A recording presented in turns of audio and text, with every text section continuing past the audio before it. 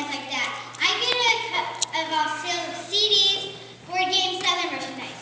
You're going to talk to my agent about this. Oh, for heaven's sake. And I suppose you want royalties on sales of the Bible, too. Actors? And so you're... Now I'm sorry I brought that up.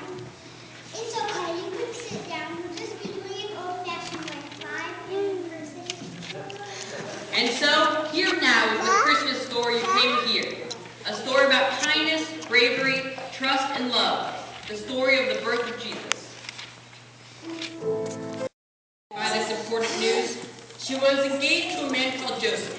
Eventually, she had to tell him that she was going to have a baby. And because this baby was coming to her in such an unusual and somewhat frightening way, Mary was not sure how Joseph would react. At first, Joseph didn't believe her when Mary told him that she had learned from the angel Gabriel. Joseph thought Mary was trying to think of some way to break off their engagement because she had met some other man in town who was handsomer, richer, or to higher dress. But Mary's just so kind and honest. I don't think she could lie. This was not the normal way things were done, and Joseph was afraid that he wouldn't be able to protect and care for Mary and this important baby. But Joseph thought and prayed about this for a long time. After a while, Joseph realized that the most important thing was that he loved Mary and that he was sure he would love the baby too. Plus, Joseph realized that Mary didn't get out much.